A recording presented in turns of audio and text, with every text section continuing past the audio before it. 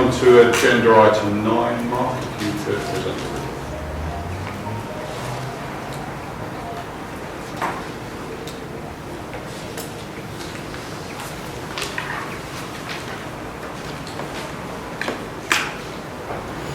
This application seeks permission for the erection of a single-storey rear extension at 74 Chippingfield.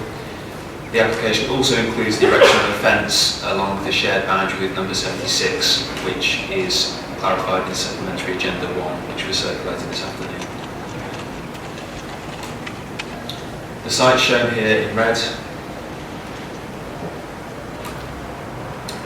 The proposed extension is shown hatched in black here, and an access ramp to facilitate access to the rear garden is shown in green. The extension is not of a typical shape, as it has been designed to meet the requirements for a disabled resident in order to meet specific needs highlighted by the occupational therapist. The Council has a duty under the Equality Act 2010 to have due regard to these needs in decision making on the application. The application originally proposed a much larger extension, which is shown on the left. However, the extension has been reduced in size, so it's now what's shown on the right. The occupational therapist now believes that the size has been minimised as much as possible, given the individual's requirements. Despite its shape and being 5.4 metres in maximum length, the extension would be constructed in matching materials and at 3.1 metres in height would be a subordinate addition to the existing property with limited visibility within the street scene.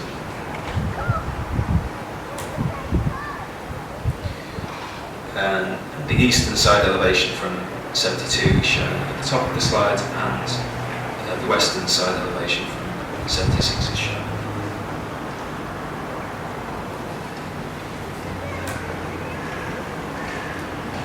This slide shows photos to the rear. The closest window at number 72, which is on the left, relates to a kitchen.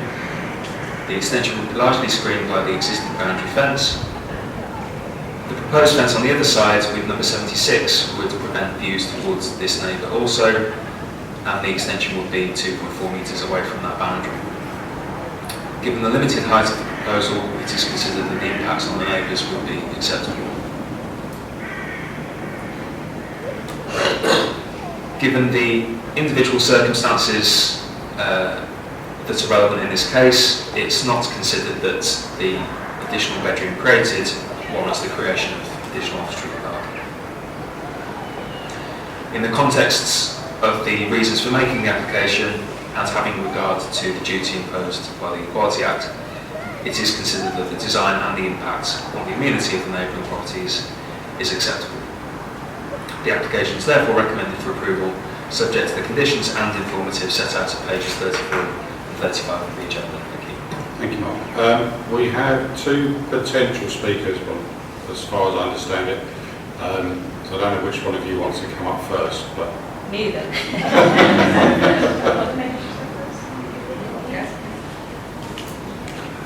So you are... My name's Carol Wood. I'm a specialist neuromuscular care advisor from hospital. Lovely, thank you.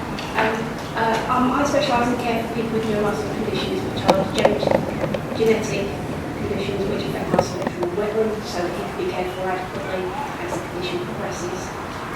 He is, I don't like looking talking to him about him that.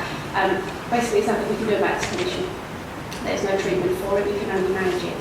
There's a couple of medications to slow the progression down, and he's responding to those currently, but actually as they hit puberty things change. So this is perfect timing to get this adaptation done so actually that his care can be maintained through puberty. I think the OT has probably got some more information for you on the actual specifics of the, I know that you mentioned the space required because the electric wheelchair is larger than the one that you see him in his name here. It needs more space and there's a retirement on there, but the OT will be able to take those bits. I think I've just given a crazy medical condition. Thank you very much. I couldn't really hear you, so I don't say anything concrete. So Glenda, yes. Yeah, I'm Glenda Fife, occupational therapist from social care.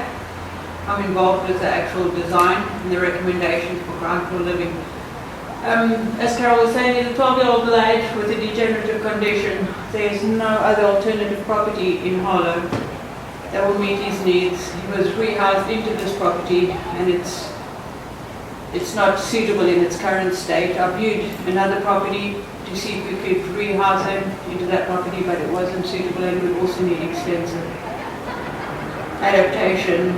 The harsh reality is, unfortunately, due to his degenerative condition, he currently has to be physically lifted up and down the stairs by his father. The nature of the condition is he fatigues very easily, and you can see he's too big to be lifted.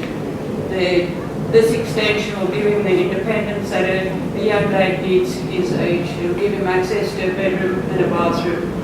Without this extension, there is no other option at the moment in Harlow, and you will have to sleep in the lounge and you will not have access to a bathroom or toilet. Thank you very much. Urge that you consider this favourably, please. Thank you very much. Members, questions? Councillor Bell. Yeah. Thank you, Chair. This is a house that's in the middle of a terrace. So there's the only access is around the back.